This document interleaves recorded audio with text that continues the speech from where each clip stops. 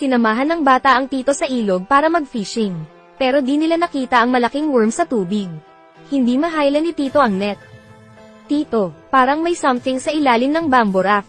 Bago matapos magsalita, si tito ay kinaladkad sa ilog. Natakot nito ang bata. Patuloy niyang tinatawag si tito. Buti na lang nahawakan ni tito ang bamboo raft. Akala niya malaki lang ang isda. Malas, nahila siya ng malaking isda sa tubig. Hatakin mo ako pataas. Di alam gaano katagal. Dumating ang raft sa shore. Nakakita ang bata ng isla. Napagtanto na isa itong Cannibal Island. Balik tayo dali. Kung malaman nila, babalatan tayo talaga na buhay. Huwag kang magulo, sinabi ni tito sa pamangkin. Nababalik na sila, pero paglingon niya, wala na ang pamangkin niya. Natakot at naghanap siya. May nakita siya yung sapatos sa shore. May dumaan ding malaking sawa. Nanlambot ang kanyang mga binti. Natatakot siya. Umakyat sa bamboo raft. Bumalik at humanap ng tulong. May problema. Nakapasok si Shu sa Cannibal Island. Si Shu ay naglalakbay sa Cannibal Island na nakapaalamang. Hindi talaga siya natatakot. Walang 10-pound scorpions. Kundi mga poisonous na sawa. Wala pang ilang steps na tamba na siya. Nakadapa siya sa ilalim ng puno. Hinawakan niya ang bark. Nakaramdam ng pangangamba. Tumingin sa itaas at tingnan kung nasaan ang bark. Malinaw na ito ay isang shed skin ng ahas. Sa sobrang takot ay tumayo siya. May malamig na pawis na sa ulo. Ayaw niyang pumasok. Naramdaman niya may nakatingin sa kanya. Paglingon niya wala naman. Nakahinga lang. Biglang may vine na bumalat sa binti niya. Hinayla siya sa isang misteryosong kuweba. Nakulong sa hangin si Shu at di makagalaw. Sumisigaw siya ng tulong. Pero walang may dare pumasok dito. Sino ang tutulong sa kanya? Unless natulungan siya ng mga taga-nayon. Naghahanda ang parents ni Shu na pumunta sa Ayla. Pero hinaranggan ng chief. May lumang chismis dito. Merong 10,000-year-old snake god sa isla. Pinoprotekta mga halaman at puno. Kung sino man makapasok sa nayon, magkakaproblema. Sabi ni Lee hindi pwedeng iwan ang bata sa isla. Di nakinig sa sinabi ng chief. Nagpumilit pa rin silang pumunta sa isla. Meron ding gustong maghanap ng treasure. Kunwaring magligtas ng tao. Naghanap sila sa Cannibal Island. Hinanap ni Lee ang bata. Treasure lang iniisip ng iba. Habang hukay ng hukay ang isang binata. Tinitigan siya ng malaking ahas.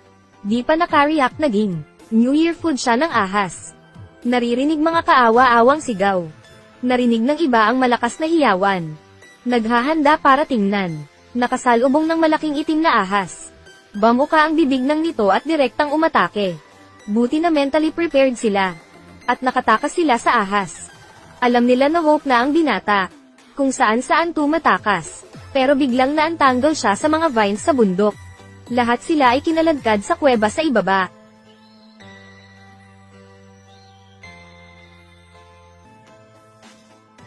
Nang makalaya sila mula sa vines, naghanap sila ng labasan. Dito makikita ang eksena sa cave. Puno ito ng mga snake statues. Ito ay isang snake cave. Narinig ko na sinabi na ito ni Tito San noon. Merong immortality elixir sa islang ito. Papatayin ng snake god mga intruders. Narinig ni Shu may gumagalaw sa loob. Sumigaw siya ng tulong. Xiao Shu. Tingin ni Lee ito ay blessing. Nahanap niya ang nawawala anak na si Xiao Shu. Nagtulungan silang iligtas siya. Nang aalis na sana sila, biglang lumapit ang swarm ng snakes. Sila ay natakot at walang magawa. Para ma-protect ng ina si Shu. Nakagat siya ng ilang beses. Lumitaw ang mas nakakatakot na eksena. Bumalik din dito ang Black Python. Kung di ka tatakbo, maging pagkain ka. Sa sobrang takot umakyat sila. Si Sang Biao para makatakas lang. Kinaladkad niya ang kasama pababa. Para maging hapunan ng python. Kinuha ni Shu ang snake egg bago tumakas. Masasabi ko lang yang ang ignorant siya. Nang nakalabas sa cave, ang nakagat na ina ay nawalan ng lakas. Nag-spread na ang venom sa body. Pagbalik sa bayan, di na siya maliligtas. Bago mamatay, sabi ng ina kay Xiao Shu, huwag sisihin ang sarili at huwag maging makulit. At makinig sa kanyang ama. Huwag makialam sa python na ito.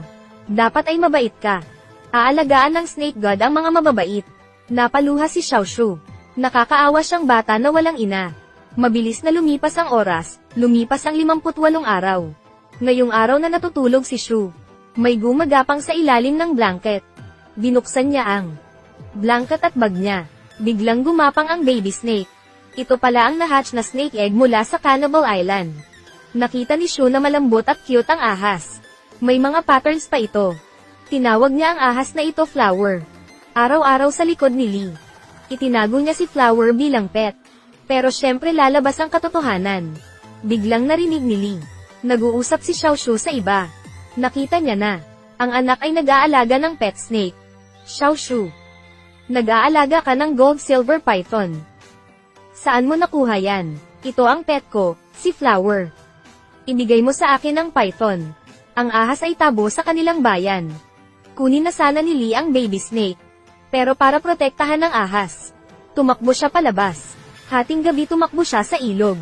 Nais dalhin si Flower sa isla. Pero matagal na magkasama si Flower at Shu. Ginawa niya itong sariling relative. Kahit anong takbo ni Shu, ayaw ni Flower umalis. Dinala ni Lee ang ibang taga-nayon para habulin siya. Biglang may mga venomous snakes nag-swarm sa ilog. Nais makipagdigmaan sa kanila. Nang makita ito ni Flower, gumapang siya sa ilog. Dalhin lahat ng ahas makaalis dito. Bumalik sila sa Cannibal Isla.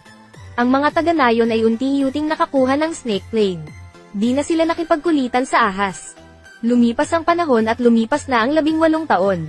Si Xiaoshu ay nagwo-work sa science research company.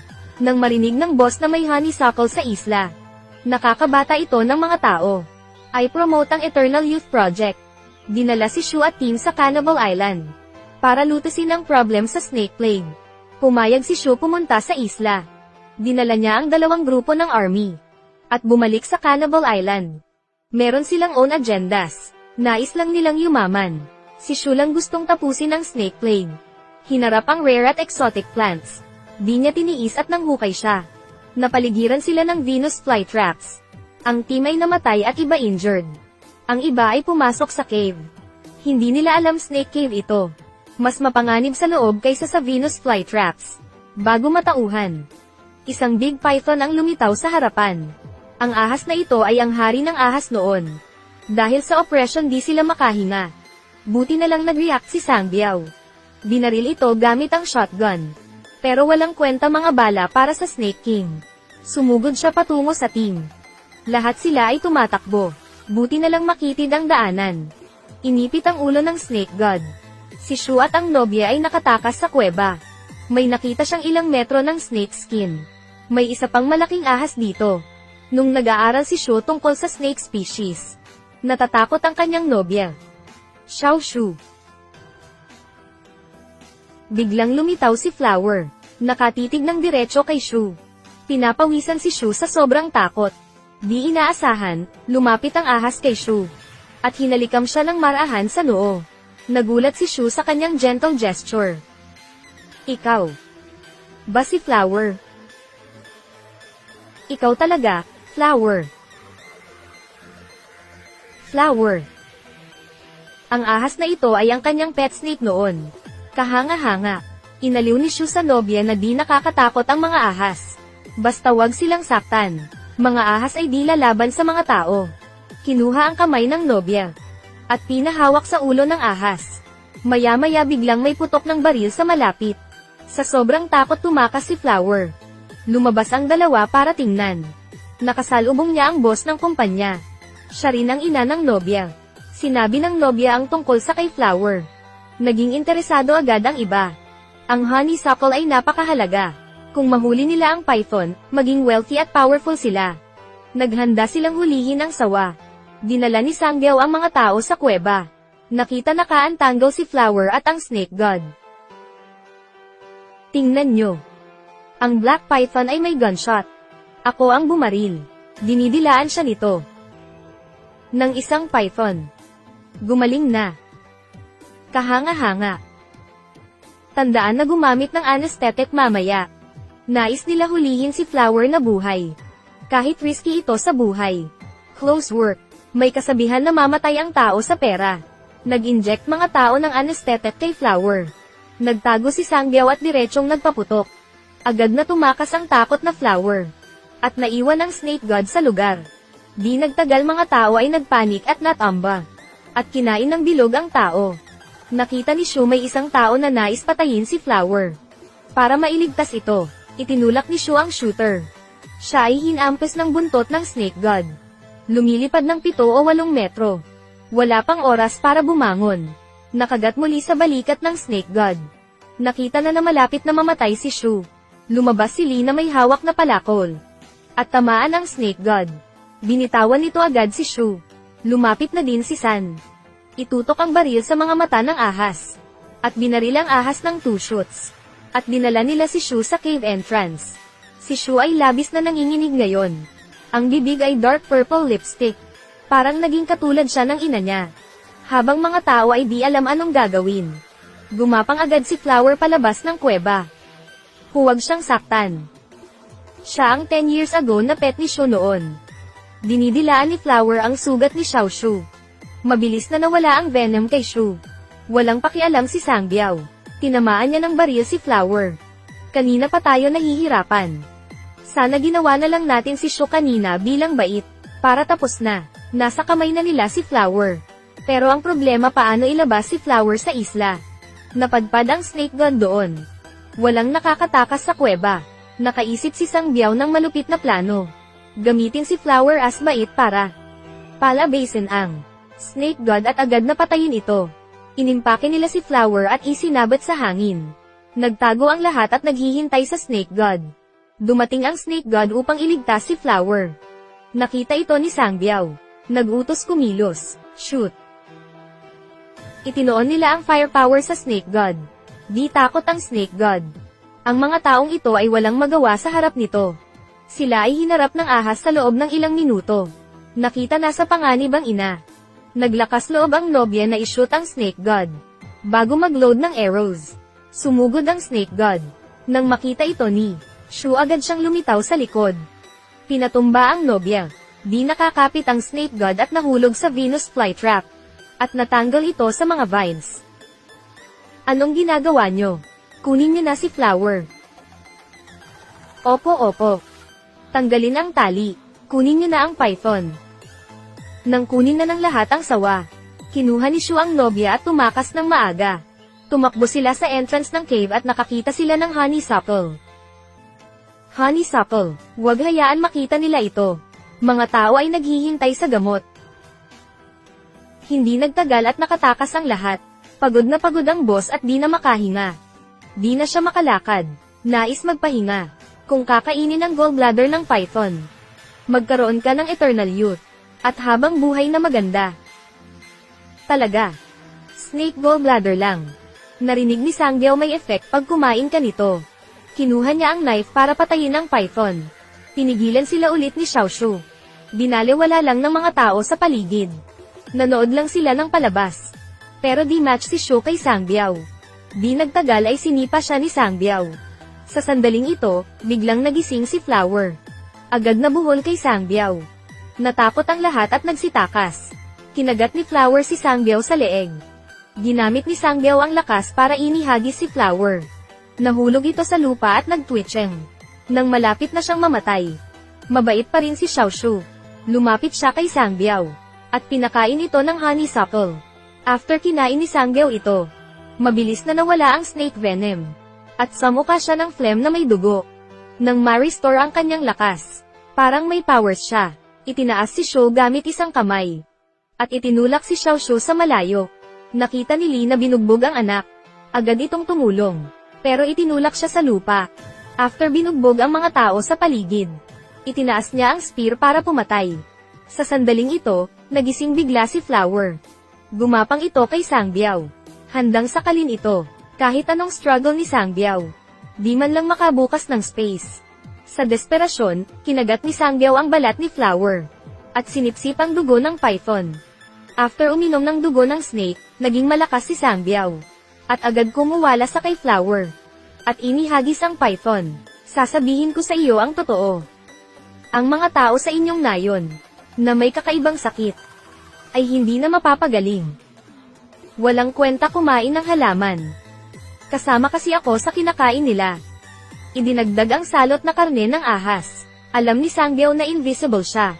Ipinakita niya ang totoo. Hinayaan mga taga-nayon na pukawin ang Snake Plague para makarating sa isla.